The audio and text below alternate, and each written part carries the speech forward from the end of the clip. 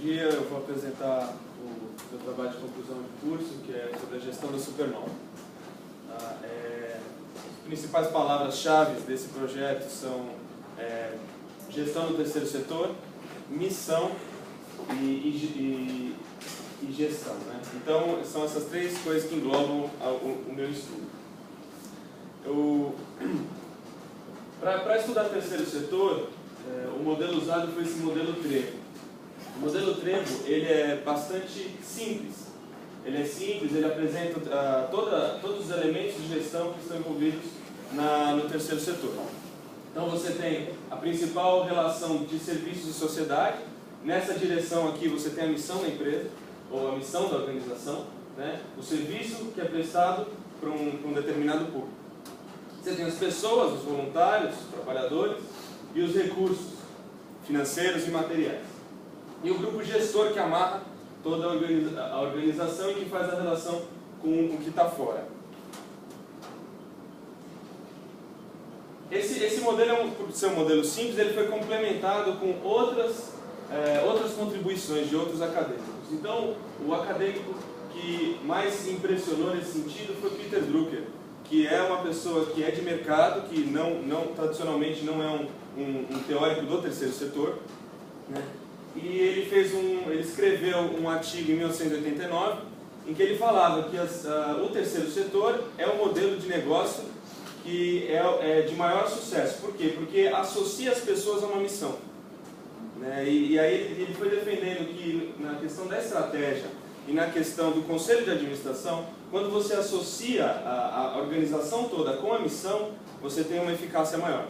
Então ele vai dizer ali tudo que o terceiro setor nos Estados Unidos, ele faz essas considerações a respeito do terceiro setor nos Estados Unidos, é um modelo ideal de administração. Bom, isso diz respeito ao serviço e diz respeito também ao público que está recebendo.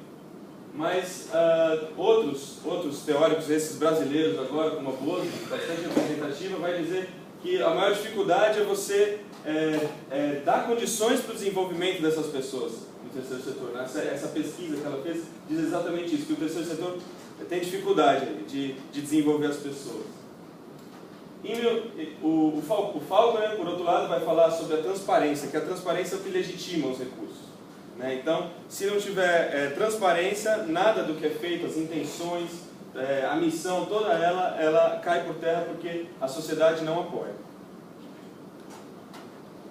Agora eu vou começar com o caso da Supernova, que é o caso do terceiro setor nesse trabalho. Supernova é uma associação sem fins lucrativos, criada para oferecer bens culturais acessíveis à população. Foi constituída em 2012, mas ela começou desde 1999 por uma associação de músicos cristãos, de um agente chamado Eli Moreira, que é o presidente da ONG, e da Igreja Presbiteriana do Brasil. Hoje a Supernova, como essa foto mostra, toda segunda-feira tem uma média de 1.000 pessoas que vão lá. E esse é o projeto Redenção, que é o projeto que começou lá em 1999, e hoje ela ampliou o seu trabalho para crianças carentes e na constituição de uma orquestra.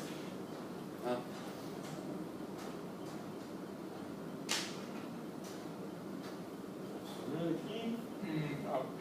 Aponta para o próprio slide do top. Aí, foi. A pesquisa ela foi feita com 9 pessoas. 9 pessoas que estavam em cada parte da gestão, no grupo gestor, os beneficiários, na área do serviço. Todas as pessoas que foram entrevistadas, elas faziam parte de um geral da ONG, né? E depois que as entrevistas foram feitas, elas foram tabuladas, e essa tabulação ela gerou assuntos recorrentes que acabaram se transformando nessas diferentes áreas aqui que foram colocadas nesse mapa mental. Então, nos elementos pessoas e voluntários, né, apareceu que as pessoas estavam extremamente desmotivadas e as pessoas sentiam a ausência da gestão do voluntariado. Ou seja, ficou marcado que não tem gestão dos voluntariados nessa ONG. Por outro lado, as pessoas são engajadas com a missão. Então, elas não têm nenhuma gestão, não têm nenhum controle, nenhum desenvolvimento pessoal ativo, mas, por outro lado, elas só estão lá por causa da missão. Por parte dos recursos financeiros, ficou muito claro que a legitimidade da iniciativa para todas as pessoas é inquestionável. Que todo mundo disse que apoia porque acredita na missão. Por outro lado, também disseram que a transparência é completamente reativa e limitada. Não recebem, não sabem acerca de nada da geração de valor, perspectiva futura do que vai acontecer e também do prestação de conta financeira. Em relação aos beneficiários, aí muitos deles comentaram sobre a missão. O que é a missão de tudo isso? Porque eu apresentei para vocês aqui uma orquestra, eu apresentei para vocês o Projeto Redenção, que é um projeto de associação de músicos que fazem apresentações, de projetos de crianças carentes que tem no Jardim Ângela. Mas quando perguntado sobre a missão, as pessoas elas falaram duas coisas. Elas falaram de transformação pessoal e de acolhimento pessoal. Então eles contaram muitos casos de pessoas que eram usuários de drogas, que foram lá no Projeto Redenção, foram acolhidos pelo projeto e aí, pelo acolhimento pessoal, largaram a dependência. Pessoas que tinham problema com suicídio, outras pessoas que tinham problema com a família e de relacionamentos. Então isso foi muito comentado. Então isso é a transformação pessoal. E o outro é o acolhimento, que é a forma como isso se dá. Em relação ao grupo gestor, esse é o principal foco da pesquisa, porque é muito informal, é um grupo gestor informal e ausente. Todas as pessoas comentaram acerca da informalidade, até mesmo uma pessoa do grupo gestor chegou a dizer assim, eu devo ser alguma coisa nessa diretoria. Uma coisa muito informal, muito ausente. E por fim o serviço, que foi falado por todos como um serviço de qualidade, porém extremamente desorganizado. O lugar lá está meio caindo, as pessoas não sabem muito o que fazer o que, problemas de atribuição. Quem faz o que e que horas. Bom, esse é o resultado da pesquisa que foi falada pelos entrevistados.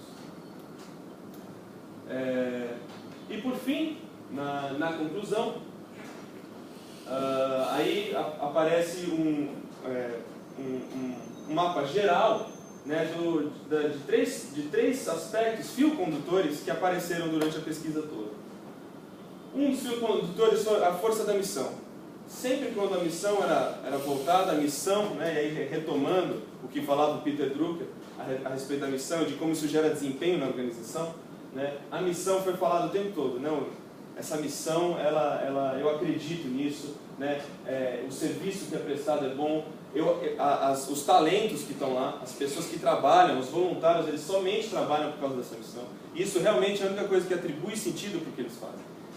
E ficou muito marcado também a legitimidade. Então, por todos os lados, a razão pela qual a ONG existe, a razão pela qual ela é sustentada, pela qual ela ainda tem os recursos, isso é somente devido à missão que ela faz. É a única coisa que sustenta a organização. Por outro lado, existe uma divergência ainda muito grande entre a Supernova e a igreja, porque elas começaram juntas, e ainda hoje, a igreja não percebe o benefício que a Supernova entrega. Isso, naturalmente, pela falta de transparência.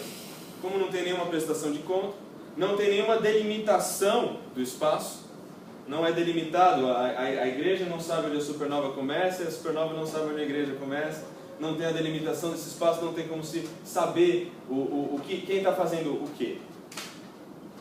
E falhas nesse serviço de acolhimento. As pessoas da igreja que fazem o apoio a essas pessoas que têm problemas, elas não sentem que estão recebendo as pessoas, isso não está acontecendo. Então a igreja tem uma divergência muito grande. A Supernova e a igreja é a maior fonte de recursos da Supernova. Ela que cede o espaço, ela que cede as pessoas, ela que cede toda a estrutura, quase toda a estrutura da Supernova. Por outro lado, tem também o problema na organização do trabalho. O trabalho está mal organizado tanto na parte do grupo gestor, como na parte dos voluntários. Não tem atribuições definidas. As pessoas não têm atribuições definidas, não têm responsabilidade. Um comentário de um dos entrevistados foi: aqui a gente está livre para fazer o que a gente quiser. A gente é orgânico, mas esse é um problema. Porque depende da livre iniciativa da pessoa. Se a pessoa tem livre iniciativa só por ter livre iniciativa, não tem cobrança nenhuma em cima dela, ela acaba ficando desmotivada. 5 minutos. ela acaba ficando desmotivada. E então isso gera um problema, né? A ausência dessa gestão do RH e dos voluntários gera um problema, as pessoas se desmotivam, elas começam trabalhando, acham muito legal, depois de um tempo acabam ficando extremamente sem engajamento. E por outro lado a diretoria mesmo, que não tem serviços instituídos, não está definido.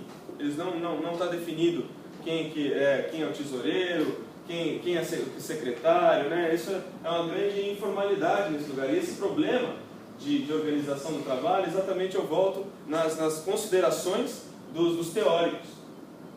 Que fala, o Drucker que vai falar que a missão realmente é o que dá desempenho, é o que une toda a organização. A Bose vai falar que os problemas de atribuição sugam o engajamento, vai sugar o engajamento das pessoas, dos voluntários e dos trabalhadores também. E o Falconer que vai dizer que se não tiver transparência, se não tiver uma prestação de contas, se isso não estiver claro, toda a organização vai ter problemas para receber os recursos que tem, que são exatamente a legitimação disso. Né? E com isso eu termino a minha análise e abro o trabalho para perguntas e para dúvidas do público e dos professores. Ok, muito obrigado, Thiago. Você fez a apresentação em 2 minutos, portanto, dentro do tempo regulamentar. Professora Adriana, por favor, tenha a palavra. Bom, eu vou dividir em 2 partes. Primeiro, eu quero fazer os comentários sobre o trabalho em si, a sua proposta, e depois eu vou falar sobre a apresentação oral. Tudo bem? Perfeito. Primeira coisa, parabéns pelo trabalho. Eu acho muito bacana assim, esse teu olhar sobre o terceiro setor. Eu tenho algumas perguntas assim, de caráter muito pessoal. Primeiro é assim, você frequenta? Você vai lá segunda-feira? Você é músico? Qual que é a sua ligação com isso? Essa é a primeira pergunta, que eu quero saber do interesse do tempo. Pode responder. Eu vou fazer eu sou uma pessoa que conheceu o trabalho através do serviço. Eu fui uma pessoa que foi acolhida por eles. Tá. E hoje eu trabalho lá. Ah, você trabalha lá? Eu trabalho lá. Isso não tem a ver com o estágio que você fez aí. Essa foi uma coisa que a vida te levou, foi isso? Exatamente. Tá, e outra coisa, eu gosto bastante desse enfoque, desse olhar. Eu senti 2 coisas em relação à linha condutora do que você falou. Primeiro, que você falou muito de missão. Eles têm uma missão declarada ou não? Isso também é informal. Porque eu senti falta de um slide que fala, a missão da Supernova é essa. Porque você falou muito de missão, no teu resumo tem muita missão, só que eu senti falta, cadê essa missão? Exatamente. Eu vou responder com um dos mapas aqui, se me ajudar. Aqui. A missão ela ficou clara somente nas entrevistas. Não, mas não existe uma missão declarada. Existe uma missão declarada diferente do que foi falado nas entrevistas. Ok. Então, na verdade, era aí que eu queria chegar. Porque todo o teu trabalho, o fio condutor foi essa missão, né? Dessa divergência, do que eles falavam, por causa da missão, o teu resultado. Nem se fosse para ter a missão declarada essa, eu subir na entrevista, que essa, eu senti um fechamento. Porque qual era o objetivo do teu trabalho, na verdade? Porque a gente tem um objetivo do trabalho. Eu vou estudar isso aqui para propor uma melhoria nas ferramentas de gestão que faltam, para eles fazerem isso. Eu não entendi direito se o teu objetivo era, através das entrevistas, verificar divergência ou fazer uma proposta de melhoria, alguma coisa. Teve isso ou não? Você fez um exploratório para ver simplesmente o resultado dessas entrevistas? Eu fiz um exploratório, no caso do estudo de caso, para apresentar a proposta de melhoria. Então no trabalho escrito existe uma proposta de melhoria? Existe. Por que não pôs aqui? Seria esse diagnóstico. Então, esse foi um diagnóstico. Até aí falar assim, precisa fazer isso, precisa fazer isso, eu senti falta dessa ligação. Você mostrou o estado das coisas. Não uma solução para isso. Eu senti falta. Ou você vai falar disso e falar que tem que ser assim, ou como que a gente tem que fazer. Então, isso assim, é só uma dica, porque eu acho que a tua apresentação faltou começo, meio fim. Finalizando, que ele já está me olhando torto, porque eu já estou falando demais. Para com isso, pelo amor de Deus. Eu quero falar da sua apresentação oral, tá bom? Mas assim, isso é só uma dica para você lembrar de objetivo e conclusão. Em relação à apresentação oral, quando você começou, dava para perceber que você estava um pouco assim tenso, né? Natural, lógico, você estava aí apresentando. Mas algumas dicas, porque depois você foi se soltando, você tem inúmeras qualidades de apresentador, tua voz é ótima, depois você começou a olhar para as pessoas, isso é fundamental numa apresentação, você conectar com o lugar, você falou com segurança, sabe? Isso foi muito bacana a apresentação. Algumas dicas que eu vou falar que teve muito no começo. Primeiro, teus slides precisam melhorar. Precisa melhorar muito em termos assim, de fonte, de tamanho de fonte. Eu tenho 100% de visão ainda, acredite, assim, mas está muito pequena essa fonte de baixo. Outra coisa, você não entra dentro do slide que você fez, ou você usa um pointer, ou você fica onde você está. Essa história de apontar slide você fez algumas vezes, isso aí não é feito, ok? Outra coisa, estou dando dica. Você colocou em alguns slides parágrafos inteiros, frases inteiras, isso não pode fazer. Você coloca aqueles indicadores com palavras-chave só. A gente não escreve frase. E eu acho que basicamente isso, mas no geral, parabéns pela iniciativa de falar, parabéns pelo trabalho. E é isso, vou passar a palavra para o Fernando. Obrigado. Ok, obrigado, Adriana. Bom, Thiago, assim, eu vou fazer breves comentários, a professora Adriana já deu o recado que passa. Mas assim, primeiro você tem uma entonação de voz muito boa, tem uma postura de voz muito bacana, preserve isso, trabalha isso. Só que você ficou muito parado o tempo todo nesse local. Então assim, o máximo que você fazia era invadir a área do slide. É que ele estava sendo filmado aqui. Problema, né? Movimente-se, viu? É para movimentar, é para dinamizar mesmo, é normal. Teve um errinho de português e alguns slides que eu não vi, acho que a palavra consequência, faltou uma situação, acho que foi essa a palavra. É bom dar uma revisão de pontuação, de concordância. Nós, professores, não temos esse erro direto.